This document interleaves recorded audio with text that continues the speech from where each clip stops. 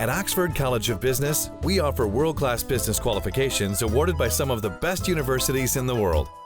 That's because all we do, all we are, is business education.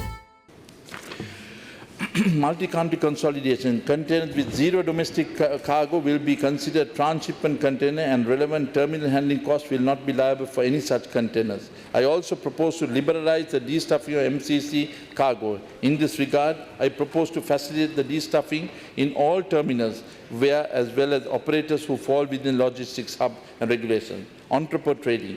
At the same time, exports and imports related to entrepot trading will be allowed on no foreign exchange terms on establishment that logistics handling charges have been paid. Science and technology innovations for development. I believe that it is important that we have adequately financed and support the science, technology and innovation space.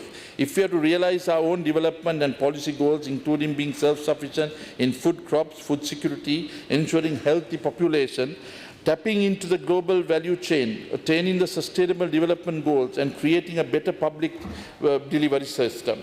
Last year, and allocated 826 million. This year, we have already allocated 1,306 million to improve the STI spectrum. This, I am sure, eliminates the fear of unpredictability in funding that is normally associated with the government financing of STA ventures.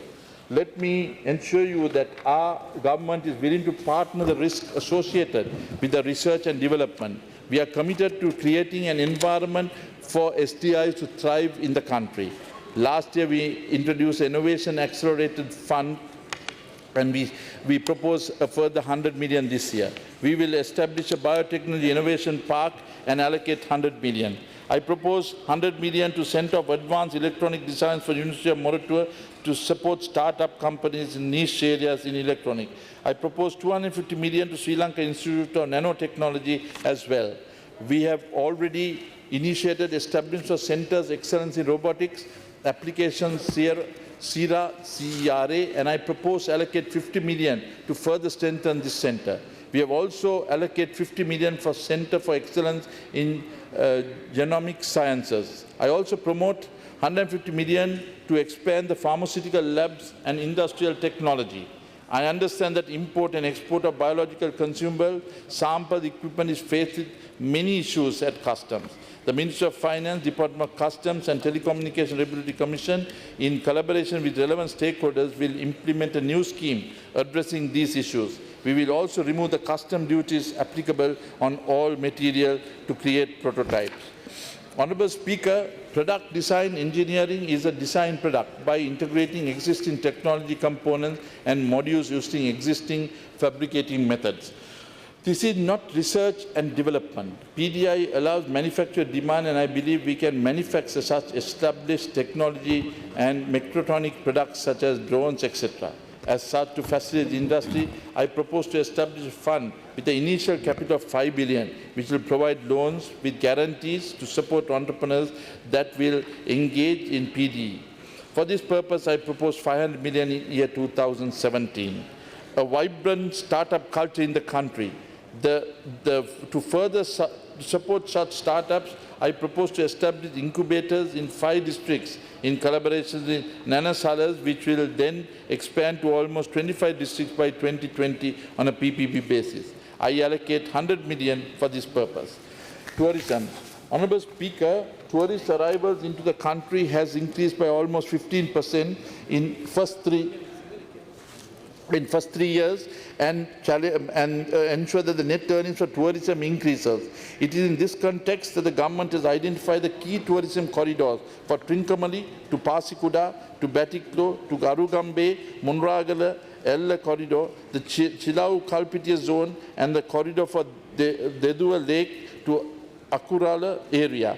Further, Ella, Bandaravela and Haputale will be identified as eco-tourism triangle. We will create the enabling environment by providing necessary infrastructure and regulatory framework. In fact, the eco-tourism triangle will have already initiated feasibility study on domestic airport in Badula district, or simultaneously we will also explore the possibility of exploring the process of linking Badula district to Southern Expressway. Honourable Speaker, the tourist industry has growth sector with earnings exceeding 2,900 million in 2015. We believe that this will be a key growth sector in the medium term with potential to major source of income in country and economic employment creator. Our strategy is to focus on supporting the private sector by providing a sound regulatory framework and the necessary infrastructure. Hotels which have been in operation for more than 10 years will be assisted to refurbish and upgrade their facilities on line with modern requirements at a cost of almost 25 billion. The government will assist by providing an interest subsidy on such expenditure, for which I propose 500 million. As many are aware, anyone can reserve a hotel room, transport services online through Agoda, ANB, Booking.com, etc. Travel businessmen such as online travel agents have expanded their operation into this country without paying any applicable taxes or cess. As a result of my discussion with the Ministry of Tourism and the hotel trade, the government will provide a common technology platform for countries' lodging business through which we can be assured of a uniform application of lodging.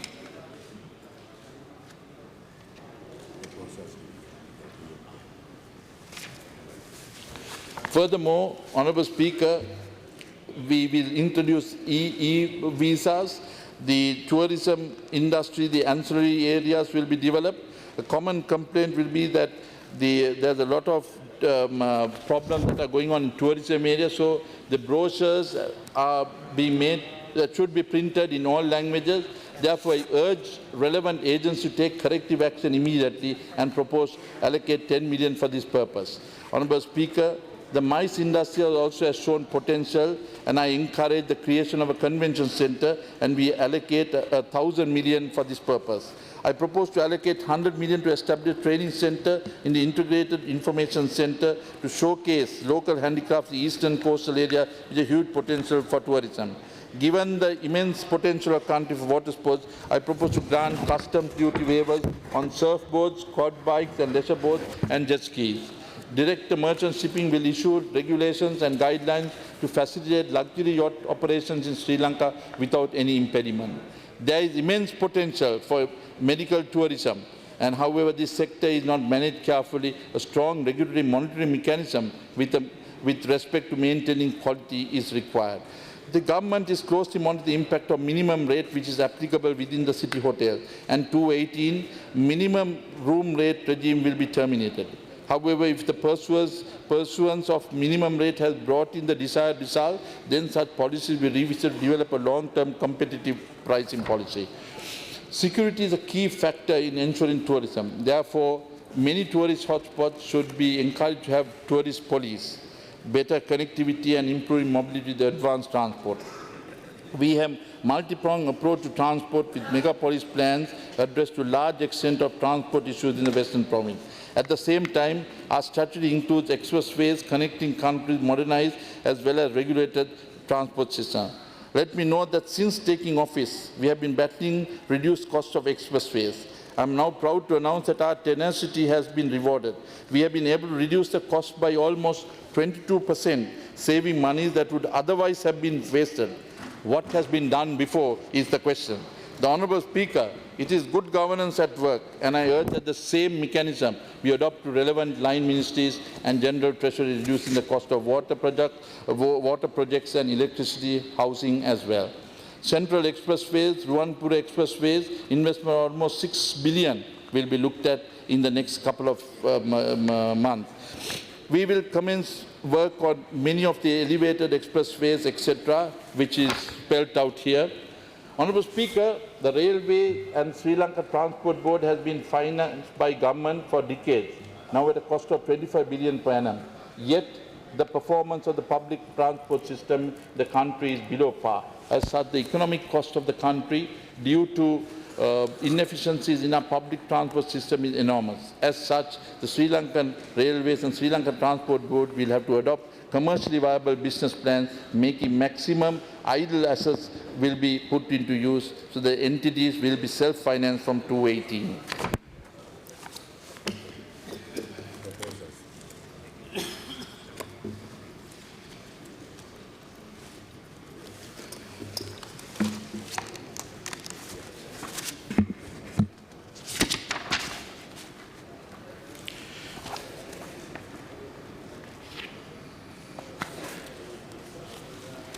අපගේ මාර්ගවල අද වන විට million 1.3ක පමණ ත්‍රිරෝධ රථ ධාවනය වෙනවා. වැඩියෙන්ම අනතුරු වලට ලක්වන ඒවයි. එම නිසා රියදුරන්ගේ සහ මගින් ආරක්ෂා කිරීම වැඩි කිරීම සඳහා ත්‍රිරෝධ රථ වෙනුවට රෝධ 4 විද්‍යුත් කාර් රථ හඳුන්වා දීම දිරිමත් කරනවා. කොළඹ දිස්ත්‍රික්කය තුළම නියම ව්‍යාපෘතියක් ලෙස රජය විසින් බැංකු මගින් ක්‍රියාත්මක කරන ණය යෝජනා ක්‍රමය හඳුන්වා දීම ඔස්සේ විද්‍යුත් කාර් රථ 1000ක් මිලදී ගැනීමට උපකාර කරනු ඇත. මෙහිදී රජය විසින් ඔවුන්ට වැයවන පොලී මුදලින් 50%ක් දරනු ලබන අතර 2017 වසරේ රුපියල් මිලියන් 200ක් වෙනුවෙන් වෙන් කිරීමට යෝජනා කරනවා. පාසල් ළමුන් ප්‍රවාහනය කරනු ලබන වෑන් රථ හිමියන්ට ආසන 32ක බස් රථවලට මාරු වීම දිරිගන්වනවා. මේ සඳහා 75ක පොලිස් ආනාධාරයක් ලබා දීමට රුපියල් මිලියන 150ක් වෙන් කිරීමට මම යෝජනා කරනවා. කරු කතානායකතුමනි, ත්‍රිරෝධ රථ ග්‍රාමීය හා නාගරික යන දේශය තුළ ඉතාම වැදගත් ප්‍රවාහන මාධ්‍යයක් බවට පත්ව තිබෙනවා. නියාමනය ක්‍රමවේදයක් දැනට තිබෙන අඩුපාඩුව නිසා මෙම කර්මාන්තය වර්ධනය අක්‍රමත් ලෙස සිදුවේ. මෙම තත්ත්වය පාසල් වෑන් රථ අංශයටද පොදුය. පැහැදිලිව ත්‍රිරෝධ රථ ක්‍රියාකරුවන් හා පාසල් වෑන් රථ ක්‍රියාකරුවන් මෙම ක්ෂේත්‍රය සඳහා නියාමනය යන්ත්‍රයක් එම කර්මාන්තය දියුණුව සඳහා විශ්වාසන්තත්වය පහරු කිරීම පිණිස න්‍යායමනයක් කිරීමට ත්‍රිරෝධ රථකරුවන්ගේ සහ පාසල් වෑන් රථකරුවන්ගේ එකග වනු ඇත. ඒ අනුව ත්‍රිරෝධ රථ හා පාසල් වෑන් රථ නියාමනය කිරීමට අවශ්‍ය ක්‍රමවේදය හඳුන්වා දීමට යෝජනා කරනවා. මගින් සඳහා ඉහළ සේවයක් ලබා දීම සහ සම්පත් කාර්යක්ෂම භාවිතය අරුමණින් ශ්‍රී ලංකා ගමනාගමන මණ්ඩලයේ පෞද්ගලික බස් සමග ඒකබද්ධ කාලසටහනක් වැඩ කළ යුතුයි. මාර්ග සහ දුම්රිය ප්‍රවාහන ඉහළ සේවයක් ලබා දීම සඳහා ගෙවුම් කාඩ් ක්‍රමය හඳුන්වා දීමට යෝජනා කරමි. ආදායම වර්ධනය සමග බස් රියදුරන් කොන්දස්තුරුන් සහ පිරිසිදු කරන්න වෙනුවෙන් විශ්‍රාම වැටුප් ක්‍රමයක් කරන ලෙස ප්‍රවාහනීය හිමිකරුවන් ඉල්ලා සිටිමි. ගුවන් සේවා කර්මාන්තය. එසේම 2017 මාර්තු 31 වෙනි දිනට ප්‍රත නව අභ්‍යන්තර ගුවන් සේවාවන් ආරම්භ කිරීමට නියමිතයි. ඒකට රජයෙන් රුපියල් මිලියන් 50ක් වෙන් කරන්න සූදානම් සිටී. මේක පුද්ගලික අංශයත් එක්ක සහභාගීත්වයෙන් කටයුතු කිරීම තමයි අප යෝජනා කරන්නේ. Waste management. The Honourable Speaker, at present 46% of 9.6 million people have access to pipe-borne water, and the coverage increased to 60% of the population, or 12.6 million by 2020. This will require additional water supply of almost 600,000 cubic meters per day. This will be quite challenging given the environmental issues, including erratic rain patterns, lack of groundwater contamination, and the investment of at least 300 billion in the next 3 years. However, the government is committed ensuring that all citizens have access to clean water, given not only the commitment to attainment of sustainable development goals, but our commitment to uphold the human rights of all people. As such, we have already initiated almost 35 projects, which requires total investment of 428 billion. In addition, we further support the expedited access safe drinking water and promote the design, build, own and operate concept. We expect investment mechanism amounting at least 150 billion to be raised through this basis. The significant potential for industrial development in Trincomalee district, the government is keen to expeditiously develop the required utilities such as water and electricity. As such, I propose 600 million to augment the Trincomalee water supply scheme. I also encourage the National Water Supply and Drainage Board private sector to explore the possibility of establishing desalination plant in Jaffna and Putlam on an initial basis, and we propose 250 million. Energy. The country's electricity generation capacity present is 4,000 megawatt, with the expected growth in demand of electricity for increase in tourism, manufacturing of commercial agriculture. The generation of capacity of country will have to increase to at least 5,300. We are committed to ensuring an uninterrupted supply of electricity at least cost within the framework sustainable environment. It is in this background that the government is looking to diversify its energy sources to include LNG and green energy sources as well. Over the years, investments in the electricity sector has been quite generation-centric. It is therefore important to ensure that adequate investments are made for transmission and distribution as well. Thus, we encourage the private sector to participate in providing transmission facilities within each province. We also propose that Ceylon Petroleum Corporation and Indian Oil Company develop the opportunities that are available in the Trincomalee Upper Oil Tank Farm, and also there are almost 5,200 telecommunication towers in the country. Each telecommunication service provider incurs a cost to install such. So as a result, we propose to form a company on a PPP basis where all their own telecommunication towers can come under one, where it will be a multi-user facility. Financial sector. Honourable Speaker, given the potential of the country becoming a financial hub, the government has already initiated necessary groundwork to establish a Colombo International Financial Centre. In addition, we have focused on strengthening a regulatory mechanism to ensure the growth and the stability of the sector in its background, and I propose the following.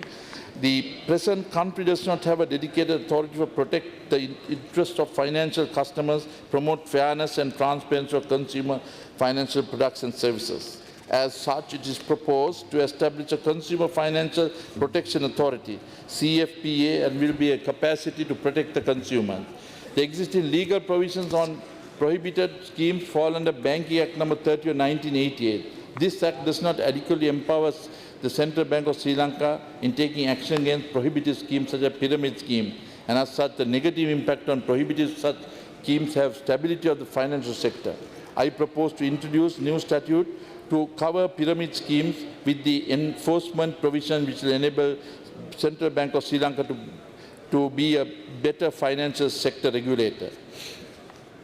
Honourable Speaker, the Debt Recovery Special Provision Act No. 12 presently applicable only to licensed commercial banks and a few licensed special banks. As such, to improve the debt recovery process at banks and financial institutions, I propose to introduce amendments expanding the applicability of Debt Recovery Provisions Act No. 2 of 1990 and the License Fees Company.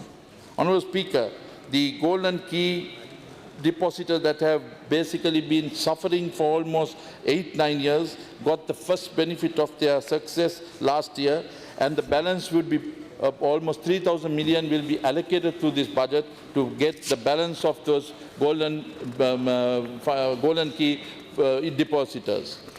I also provide the setting up of an agency, financial asset management agency, to assist the falling finance companies and to strengthen their balance sheets. As a result, I propose to allocate an initial capital of 10 million to the equity, issue treasury bonds to the value of 10 billion with a tenure of 7 years. I propose to issue 200 licenses to money changers in bid to expand the sector owing to rapid tourist growth. Banking sectors are got to be looked at, and we basically look at increasing the minimum capital of licensed commercial banks to 20 billion, licensed specialized banks to 7,500, and primary dealers to 1,500. We'll initiate amalgamate HDFC and state mortgage to create a housing bank, and I propose 7,500 million as the seed capital for this. Corporate Rural Bank and Divinagum Bank will also be amalgamated to create a strong rural sector micro-lending focused bank. Honourable Speaker, at present single shareholder limit of banks is restricted to 10%, while the tenure of the board of directors is restricted to 9 years. We will revisit these policies in view of the proposed consolidation of banks. I also direct banks to ensure that the least 10% of their leading portfolio is for agriculture, 10% for SME, 10% for exports, 10% for tourism, 5% for youth, and 5% for women. I further direct the banks to lend at least 15% of the deposits within the same area for businesses to be implemented. Insurance. At present, the Crop Insurance Agriculture Aggregation Board covers only paddy. Therefore, we want to increase it to protect the other major commercial crops as well. I also propose to merge the Samudi Insurance and Cooperative Insurance Company. Pawning our rural communities particularly depends on pawning to tide over financial difficulties. However, pawn brokers have become who have not been regulated, and there is a necessity to regulate them. So I propose to increase the registration of 100,000 per unit per annum. We estimate to ensure revenue of 1,000 million. Capital markets, we want to develop the capital markets and ensure as a policy to introduce new Security Exchange Act during the first quarter 2017, which will provide Security Exchange Commission with enhanced capacity and greater flexibility in operations. We will introduce demutualization bill. We will also implement the Securitization Act to improve outreach of treasury bond markets and to investors, especially to attract more stable and foreign investments to the bonds. And I propose the Euroclear facility to come in by year 2017. We will also benchmark securities for treasury bonds for 2 years, 5 years and 10 years. I also recommend the specialized fund manager companies and actuaries to professionally guide them, and the creation of real estate investment trust, and will introduce separate board for listing of SMEs with less stringent rules on the stock exchange for low cost capital. I urge the Colombo Stock Exchange to list at least 25 companies in the CSE in the ensuing year.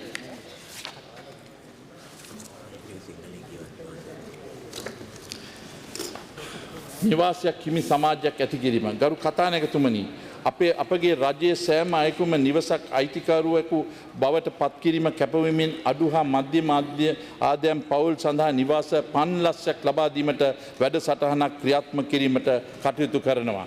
මෙම වැඩසටහන යටතේ ඉදිරි අවුරුදු 3 තුලදී මැදි ආදායම් කණ්ඩායම සඳහා ඒකකයක් රුපියල් මිලියන් 5 බැගින් වන නිවාස ඒකක ලක්ෂයක් ද අඩු ආදායම් කණ්ඩායම් සඳහා රුපියල් මිලියන බැගින් නිවස ඒකක 2,50,000ක්ද 2017-19 වර්ෂයේ තුල ඇති කිරීමට පෞද්ගලික අංශය ආරාධනා කරනවා.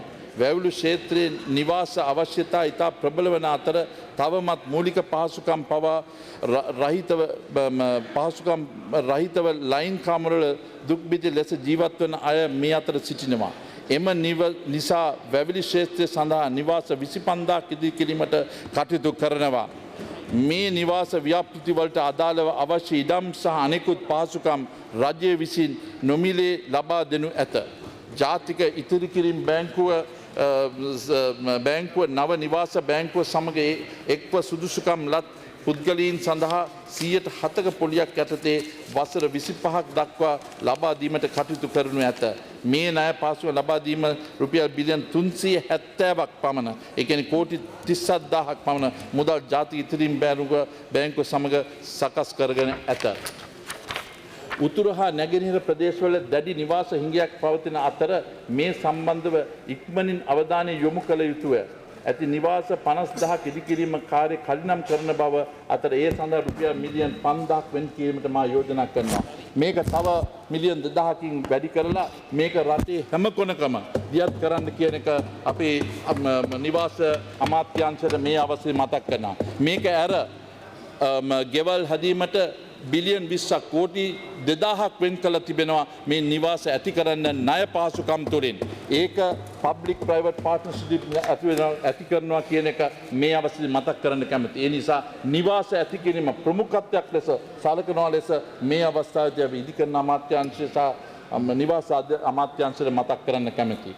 තව නිවාස පුළුල් කිරීම අවශ්‍ය සිටින ඒත් මූල්‍ය දුෂ්කරතා නිසා එසේ කිරීම නොහැකි අයගේ ගැටලුද අප විසින් සලකා බැලිය යුතුයි. මේ අනුව බිම් වර්ගයේ වර්ග අඩි 750ට අඩු වන නිවාස පුළුල් කිරීම හෝ සම්පූර්ණ කර ගැනීම අවශ්‍ය වන අයට වාණිජ්‍ය බැංකුව මගින් රුපියල් 2 ලක්ෂයක් බැවින් නිවාස ලක්ෂයකට සඳහා ණය පාසුකම් සපයනු ලබන අතර රජය මගින් පොලී මුදල මත 50% සහනාධාර ලබා දෙනු ඇත. මේ සඳහා රුපියල් මිලියන් 1000ක් වෙන් කිරීමට මා යෝජනා කරනවා. මේකේ සම්පූර්ණයෙන් බැංකුවත් සමග කෝටි 2000ක මුදලක් ඒ ගෙවල් හිමිකරුවන්ට ලබා දෙනවා කියන එක මතක් කරන්න කැමතියි. අවුරුදු 15කට වඩා රජයේ නිවාසවල පදිංචිකරුවන්ට එම හිමිකම් තවදුරටත් තහවුරු කිරීම පිණිස රජයේ නිවාස යෝජනා ක්‍රමවල නිවාස අයිති ලබා දීම සඳහා අවශ්‍ය පියවර ගනු ඇත. මේ වැඩපිළිවෙල 2017 ජනවාරි මාසයේ 8 වෙනිදා දින ආරම්භ කරනු ඇත. මේකට මිලියන් 2,000ක් වෙන් කළ තිබෙනවා කියන එක සතුටෙන් ප්‍රකාශ කරන්න කැමතියි. බොහෝ රජයේ නිවාස යෝජනා ක්‍රමය ඉඩම් පිහිටුවා ඇත. එම නිසා ඒවායේ පදිංචිව සිටින අයට මෙම නිවාස අයිතිය ලබා ගැනීමේ හැකියාවක් නොමැත. රජයේ ප්‍රතිපත්තිය මෙම නිවාසවල අයිතිය එහි හිමිකරුවන්ට පැවරීම බැවින් රජයේ ඉඩම් පැවරීමේදී විධිමත් කළ යුතු බව යුදුව ඇත. මේ පදනම මත සියලුම රජයේ ඉඩම්වල අයිතිය සතු ඉඩම් බැංකුත් නාගරික සංවර්ධකාරයත් ජාතික ප්‍රතිපත්ති ආර්ථික කටයුතු අමාත්‍යාංශය හෝ භාණ්ඩාගාරයත් සමග සහභාගීත්වයෙන් යුතුව ස්ථාපිත කිරීමට මා යෝජනා කරනවා. ශ්‍රී ලංකා වරායේ වගේම තියෙන ගෙවල් ඒ ඉඩම් ප්‍රමාණය ඒකාබද්ධ කරලා මේක වාණිජ්‍යකරණයට කරන්න අප මේ අවස්ථාවේදී යෝජනා කරනවා. රටේ කොන්ඩොමිනියම් ක්ෂේත්‍රයේ විදේශ ආයෝජන සඳහා ශක්ති සම්පන්නව වර්ධනය වන අංශකේ. එවැනි ආයෝජන තවදුරටත් දිරිගැන්වීම සඳහා බිම් මහල සඳහා වන හිමිකරුවන්ට අයිතිය ඇති සීමාවන් ඉවත් කිරීමට කටයුතු කරන ඇත. මහල් නිවාස මිලදී ගන්නා විදේශිකයන්ට වටිනාකමින් 40%ක් දේශීය බැංකුව ලබා ගැනීමට ඉඩ දෙනු ඇත. එසේ වුවද එහි ණය සේවාකරණය විදේශ මුදල් වලින් විය යුතුය. ගරු කතානායකතුමනි, ඉදිකරීමේ කර්මාන්තය සඳහා ඉතා හොඳ අවස්ථාව පවතින අතර එහි ඉදිරි වර්ෂ 2-5 සඳහා ඇස්තිමේන්තුගත ආයෝජන වටිනාකම රුපියල් බිලියන 6500යි. මේ සඳහා අවම වශයෙන් වැලි ඝන මීටර් මිලියන් 10ක් වත් අවශ්‍ය වේ. කෙසේ වුවද පරිසරයට සිදුවන හානිය නිසා ගංගාවල වැලි කැඩීම සීමා වී ඇත. මේ හේතුව නිසා වැලි හිඟයට මුහුණ දීම සඳහා පුද්ගලයන්ගේ සමාගම්වලට යාන්ත්‍රිකව මුහුදු වැලි කැණීම හෝ තෝරාගත් ස්ථානවල වැලි සේදීම දිරිගන්වන්නේය.